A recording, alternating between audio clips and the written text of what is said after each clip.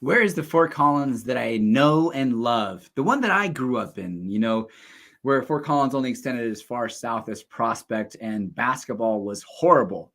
No, actually, Fort Collins High School basketball and Foster Ridge just met up last night, and it was the number 6 ranked team versus the number 1 ranked team in the state, which is just really pretty special. I went and watched Foster Ridge just a couple weeks ago. Cousin is on the JV team, but man, they are huge. And Fort Collins, same thing. We have got some athletes coming through this city, which is really exciting to watch. And when I was coming, I was a small forward. I'm 6 foot tall, and I played small forward for our Fort Collins High School basketball team. And while we were very athletic, definitely not ranked in the top 10 in the state. And we got 2 teams with Fort Collins and Foster Ridge ranked in the top 10. And then Rocky Mountain High School has got, I guess, a couple 7-foot freshmen that are coming up. So Fort Collins is growing and evolving, but this is live in Fort Collins. This is our 5th episode, I believe. We meet every Wednesday night at 6 o'clock. We go for about 10 to 15 minutes. I will try not to exceed that 15 minutes at any times.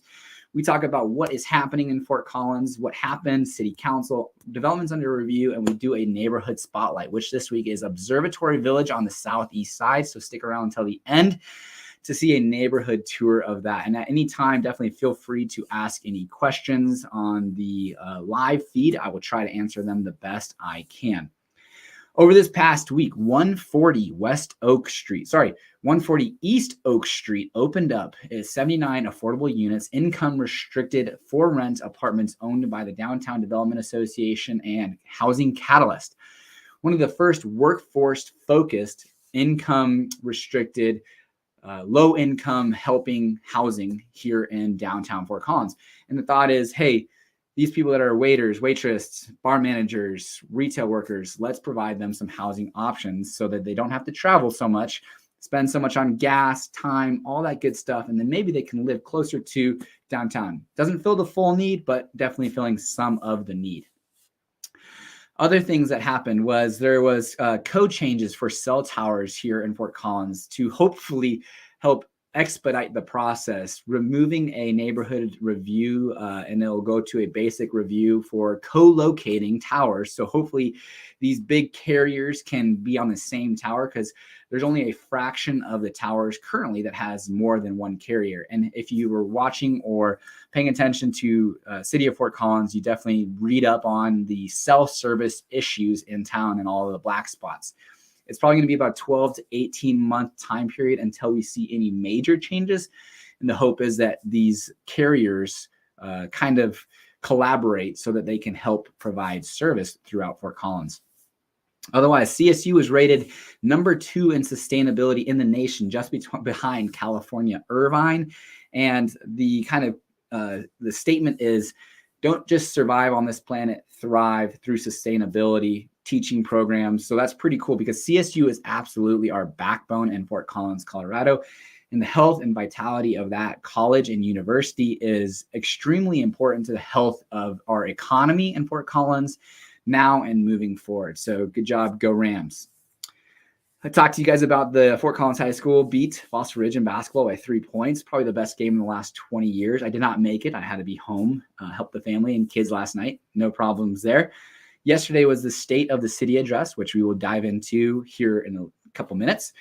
And the Budweiser Event Center, that is about 20 years old, which is shocking. It just, I guess, kind of tells me how old I am, because I start hearing these numbers like, I swear it just got built. But is going to have a name change to Blue Arena, and that's a credit union that just bought the naming rights. And there's going to be some additional dollars spent on Budweiser. About $4.8 million went to those naming rights and investment into the Budweiser Event Center. So exciting things there. Happening over the next 10 days, we can expect some warm weather. We have seen negative degrees. I think this is probably the coldest, worst winter to date over the last decade. We've had 2 different days within weeks time period that we've had negative degrees during the day. We can expect some of those during the nights each winter, but I would say negative degrees during the day, we can expect usually like every 3rd winter, like a polar vortex, but we've gotten it twice this year. So super excited to have 40 degree highs over the next 10 days, which we'll jump into Valentine's Day coming up.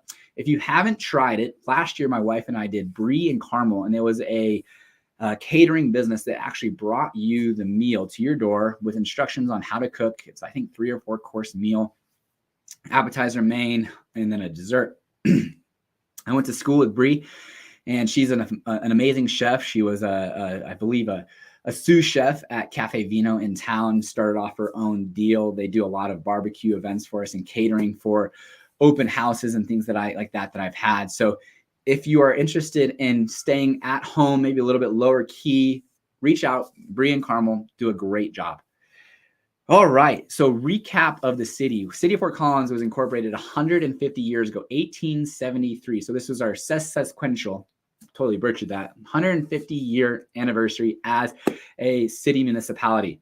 And just high-level information for you that I thought was interesting watching that last night was that the last 3 decades, paid by way of sales taxes, we've conserved over 58,000 acres of open space and 52 natural areas in Fort Collins.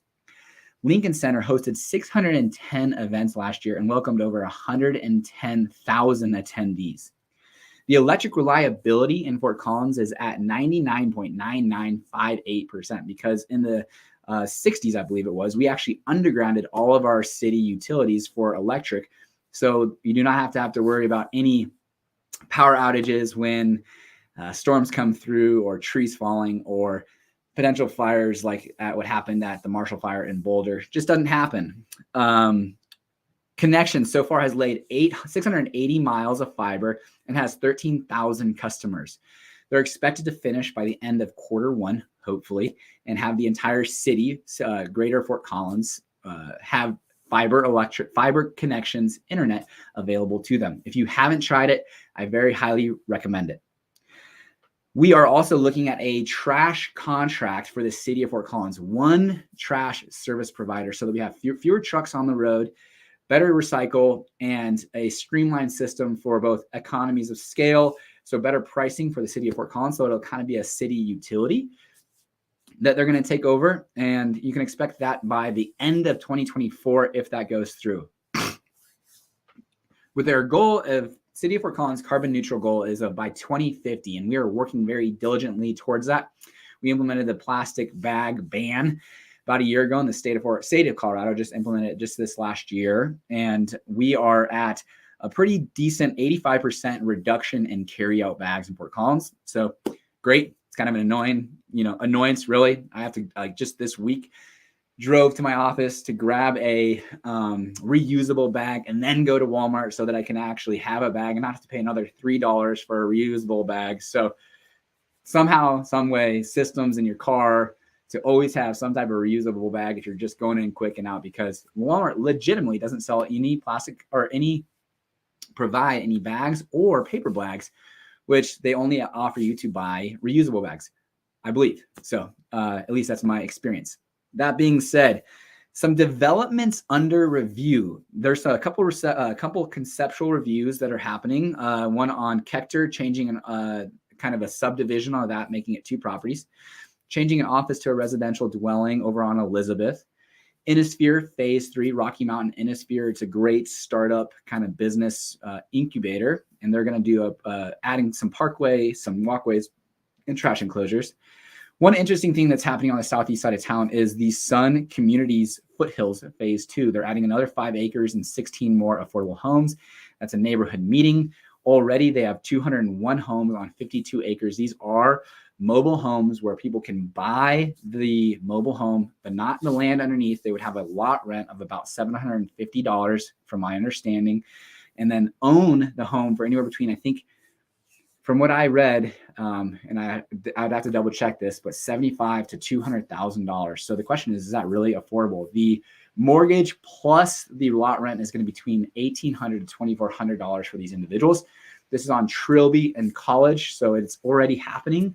So something to pay attention to moving forward. That being said, we've gone through the state of the city, recap developments under review. I don't see any questions. We are going to jump into the neighborhood overview, which is Observatory Village. It is on the south side of southeast side of Fort Collins, right by Fossil Ridge High School, across the street from Fossil Lake Ranch. These houses were built in the early 2000s up to the early 2010s. High 500s to mid 800s as far as price point goes. There was about 16 homes that sold in 2022, so not a ton of turnover. It is a desirable area. We're kind of moving up here. You're going to see one of the neighborhood parks, as these neighborhood parks are super important for this neighborhood because they're such tiny lots, anywhere between 0.08 acres, really up to 0.15 acres. So not even a fifth of an acre. But I think they were really trying to leverage these neighborhood parks, as well as being right next to my probably favorite park in all of Fort Collins, Twin Silo Park and Fossil Ridge High School. So, hey, why make these lots super big? We've got all these parks around us. Let's make them smaller, maybe a little bit more affordable. It's an affordable neighborhood comparatively to Fossil Lake Ranch. As we've seen kind of over the years, a lot of people either transition to Fossil Lake Ranch from Observatory Village, but the schools are Zach Elementary, Preston Middle School, Fossil Ridge High School. It's minutes, even walk, really. I would say 15 to 20-minute walk from DC Oaks, Potbelly's, Harbinger Coffee, Crisp and Green. And I would say this is the closest neighborhood to I-25 off of Kechter. These houses are going to range anywhere between 2,500 square feet to 4,500 square feet. And again, from the high fives to the mid 800s. We're going to be flying over Twin Silo Park. Today was a gorgeous day, very sunny, in the 40s. I was actually filming as the kids were coming out of school, which was kind of cool, to see the activity from Zach Elementary, the crosswalk, because Kechter is definitely a busy road, and kids coming home from Zach Elementary do have to cross a busy road. So something to take into consideration, but they do a great job as far as a street coordinator, stoplights, slow zones. But you are just literally right across the street from probably one of the best parks in Fort Collins, Twin Silo. You can see how massive it is. Right there, we're looking at Fossil Lake Ranch, actually. Oh. That's it, I guess, because I got out of range. But that's Fossil Lake Ranch. So that was Observatory Village. That was our neighborhood spotlight for this week. Great neighborhood, cool homes, updated. Again, built in the early 2000s to 2012 is the last one that I saw, or that was sold in 2022.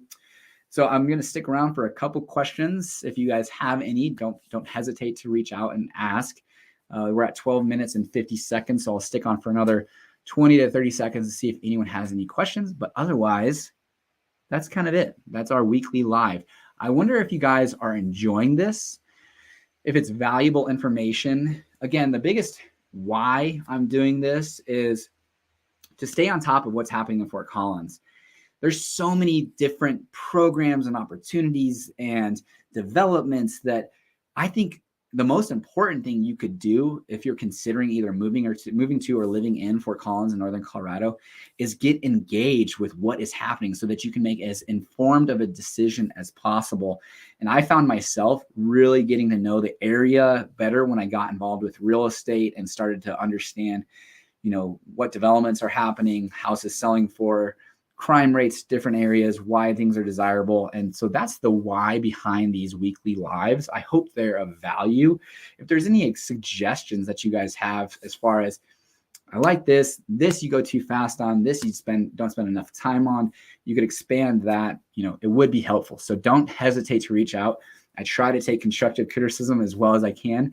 I get crap, for not responding to negative comments, but hey, that's just me and mine. So I'm not going to respond to negative, but constructive criticism I'm all about. So please help me understand what you guys would like better and more, as this is our 5th episode, and we will continue to do better and try to get better information and more reliable information as well as we move forward.